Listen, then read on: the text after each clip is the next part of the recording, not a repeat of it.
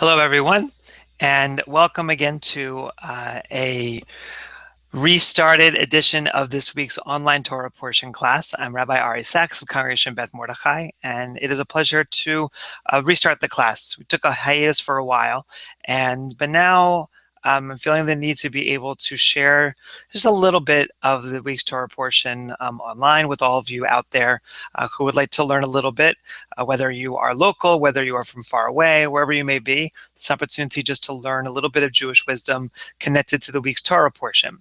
So what I want to talk about this week, which is just getting my book over here. We are in the last Torah portion of the book of Bereshit, of the book of Genesis, parashat Vayechi. And this week's Torah portion, the first third of it particularly refers to the relationship between Jacob and his son Joseph, and also all of his other sons, and the blessings that he is about to give to him.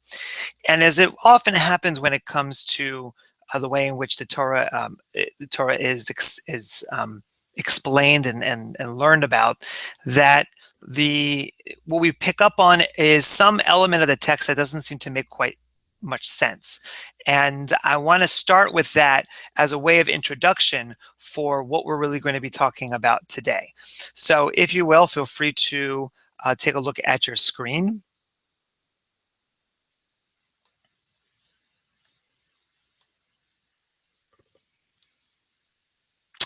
Coming up in a moment.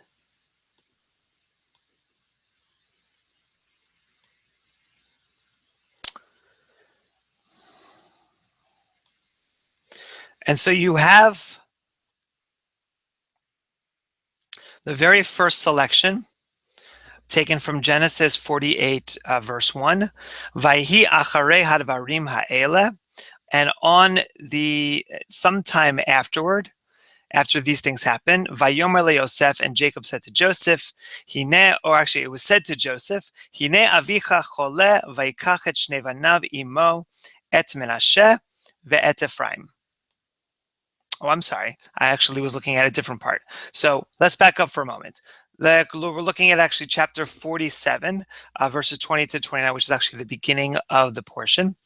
And we have here the very first word of the Torah portion of Vayechi. Vayechi Yaakov be'eretz Mitzrayim sheva esrei shana, and Jacob lived for 17 years in the land of Egypt. Vayehi yimei Yaakov shnei chayav. And the days of Jacob were the years of Jacob, Shnei Chayav Sheva Shanim Va'arba'im U'me'at Shana. So backwards, it's 2 years. What was it?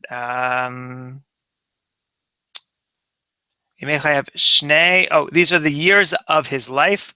Sheva Shanim, 7, Ve'arba'im, 40, U'me'at Shana, and 100. Because in Hebrew, or in the Bible specifically, that they refer to someone's life. They count it according backwards from the ones digit to the tens digit to the hundreds digit, as opposed to saying 147. It says 2 and 40 and 100. Or sorry, 7 and 40 and 100. So he was 147 years old, lived a very good, a very long life. Vayikra yemei Yisrael lamut, but his days are numbered. He's about to die.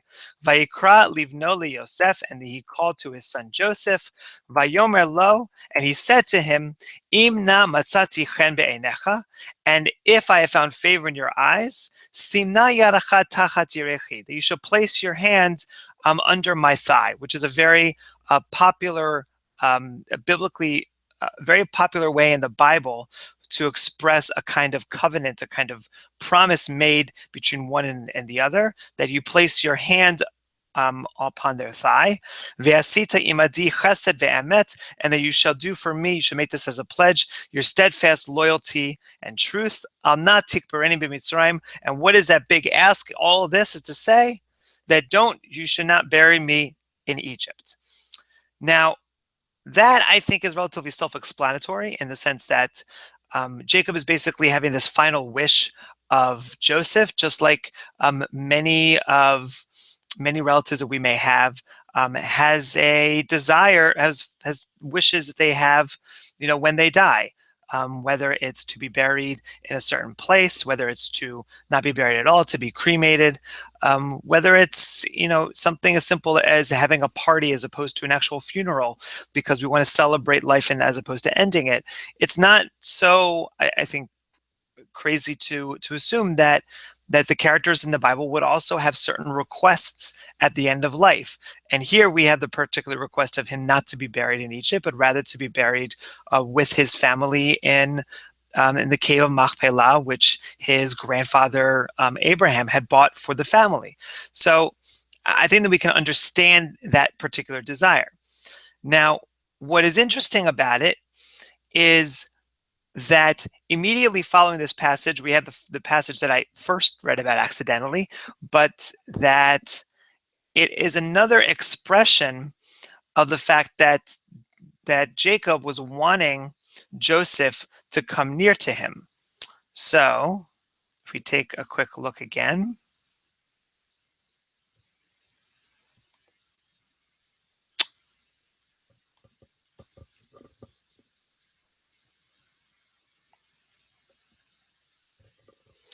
So we have here, in the very beginning of the next chapter, immediately following this episode in which Jacob has said that you shall bury me in Egypt, Vayhi acharei hadvarim ha'ela, and after these things, or sometime afterward, Vayomer leYosef, they said to Joseph, Hine avicha chole, your father is ill, Vaikach et shnei banav imo, and you shall take your two children, et Menashe ve'et Ephraim, you shall take Menashe and you shall take Ephraim to your father, to Joseph. And eventually the rest of that chapter, which is the rest of the reading for this particular week in synagogue, refers to the blessings that Joseph gives to Menashe and to Ephraim, to Joseph's kids. But what's so interesting about it is that on one hand, you have these two very different stories. You have Jacob talking to Joseph about being buried in Egypt, and then and then Joseph being called to his father for his father to give blessings to Menashe and Ephraim. So these two very different stories that if we're paying attention, we'll realize that there's something amiss here. Number one, it says in both selections, that after that. I'm sorry, actually, let me back up for a moment just to double check this.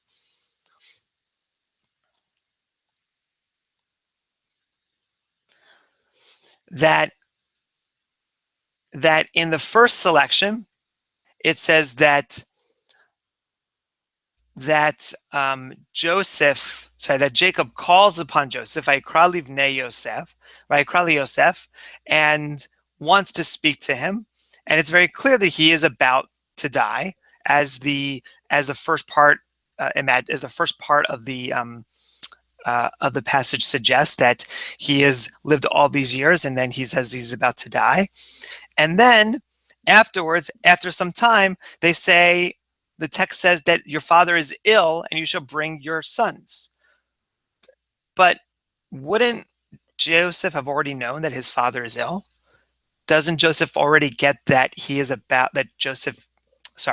doesn't Joseph get that Jacob is about to die?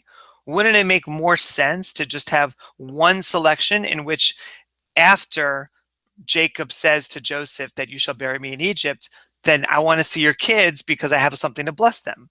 First you bring in the dad, then you bring in the grandkids, and everyone then comes in. That would make more sense. Why is it that Joseph has to be called again, and seemingly by other people? Because it says that he was called by someone else to come to Jacob, and they was told that you shall come because Jacob is ill. So there's something seems to be amiss here. It doesn't make sense that we have these two very different passages about Joseph being called to Jacob. Too many J's, I can get them confused. In any case, this idea is picked up by a medieval commentator named Chizkuni. And what Chizkuni says gets to the topic at hand about why is it, so the topic that I want to be able to discuss, based upon this idea that we have the scene where these two passages that create a different version of seemingly the same scene. So what does Chizkuni say? And I'm just going to read, this is my own translation of the Hebrew. And it was after these things, referring to this verse, this second passage about Joseph being called to Jacob when on his deathbed. And it was after these things, meaning from the day that the heavens and the earth were created, there were no people who got sick and lived when they had the sneezes. Rather, in every place he found himself, whether on the way or in the marketplace, and he got sick, his soul would leave its body. So the very first thing that it is referring to was I did not share that screen with you, so I'll get back to that in a second. But the very first thing that this passage from Chizkuni mentions is this. When the text says, and it was after these things, meaning at the very beginning of the second passage, it seems to be a passage that is not understanding that Joseph has already been called to Jacob, rather that it is not referring to after the time that Joseph already went to Jacob the first time. It is actually extrapolating in general to after these things, meaning after that the entire world was created. Now you might say, well, what, I don't understand. Like, what is that really trying to teach us? Like, what does it matter that it has to? What is the purpose of knowing that the text is saying after these things, meaning after the creation of the heavens and the earth?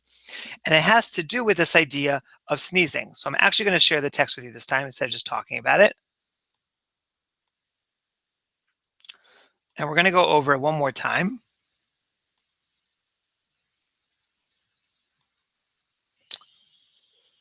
That it was after these things from the day that the heavens and the earth were created, that there were no people who got sick and lived from their sneezes. Rather, in every place he found himself, whether on the way or in the marketplace, and he got sick, his soul would leave its body.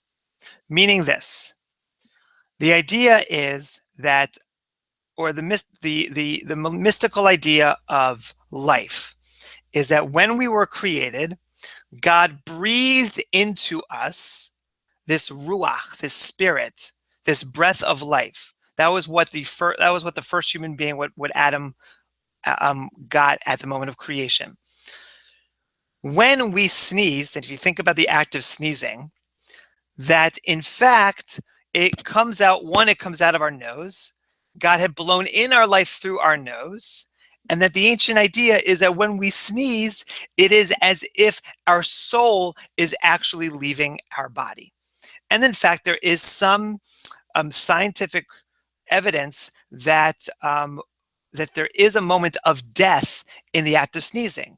For instance, it is impossible to sneeze while your eyes are open. Your eyes are always closed when you sneeze.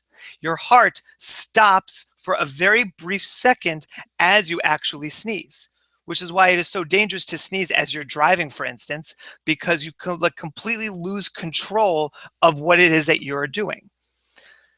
And so there is this idea that the act of sneezing is in fact a moment of death. And what the text is saying, what Chizkuni is teaching us, is that there was this idea that after the world was created, that there was that when people sneezed, it was the moment in which they actually died. That it was the moment in which they actually that there was no coming back, because it was the soul that was leaving the body. Their soul was now gone through coming out of the nose, just like God had put it in through the nose. It comes out of the nose, and therefore we are dead, and we are not able to come back. So what is different here? What is the teaching here about the act of sneezing, or I could say the spiritual act of sneezing, the spiritual response to sneezing? That is something that I think is it's a very nice teaching.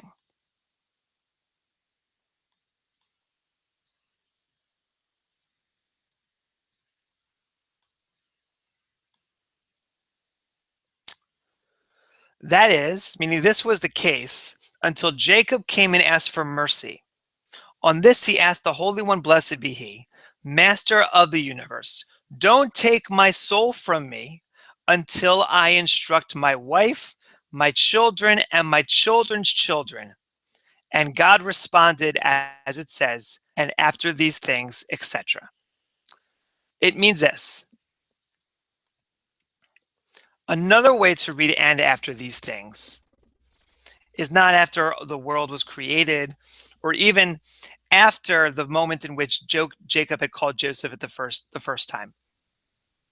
Things is really teaching us achar hadvarim ha'ele, is that God asked, so Jacob asked God that after he spoke to Joseph and said, I want to be buried in Egypt.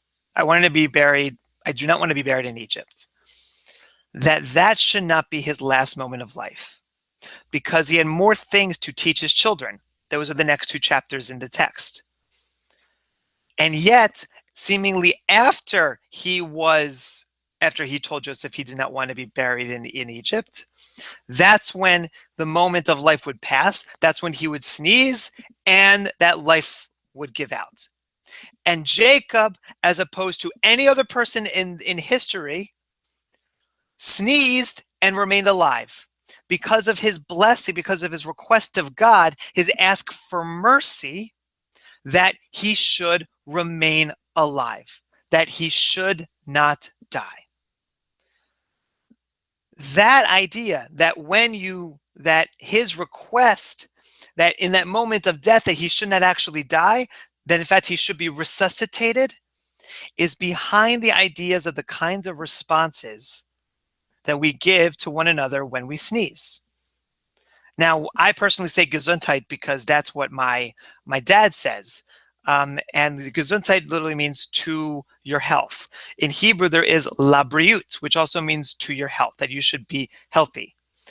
But in fact, there are a number of traditions, including a very popular one in America, that what you should be saying is something akin to bless you, which is just what Jacob did, to bless God, or that you shall be blessed by God to remain alive after the act of sneezing. And in fact, there are some other really fascinating ones that speak to this idea of staying alive even more so. For instance,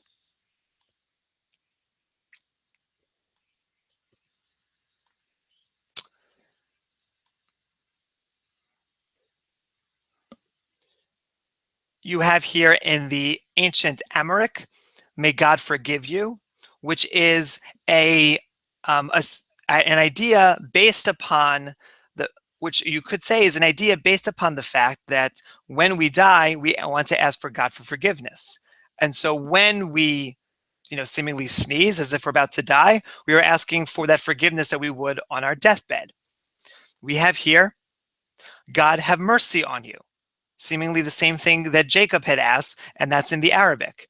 We have, and we have here, I think, the most amazing one, which is in Bangla. I do not know much about it, but it is stay alive.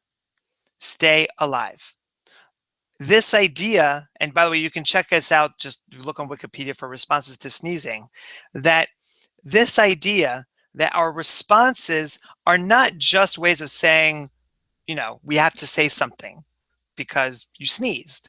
Rather, we're saying something to indicate that we want you to remain alive. We want you to remain functioning.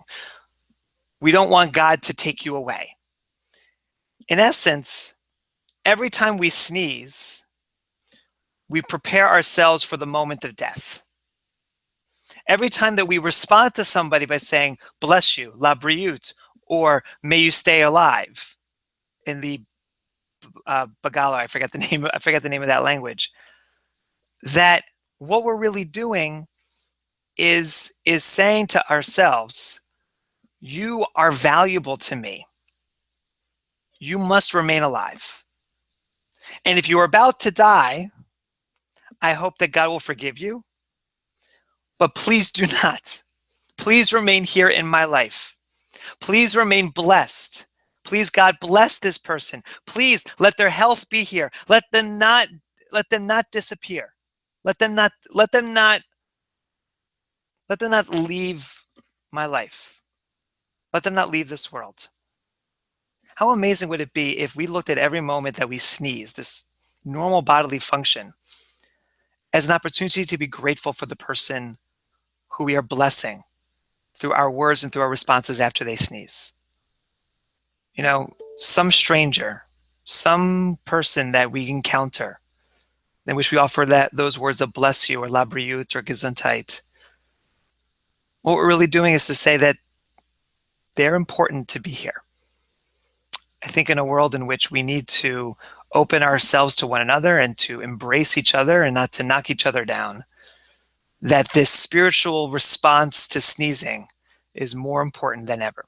Shabbat Shalom. Take care and have a wonderful, wonderful weekend.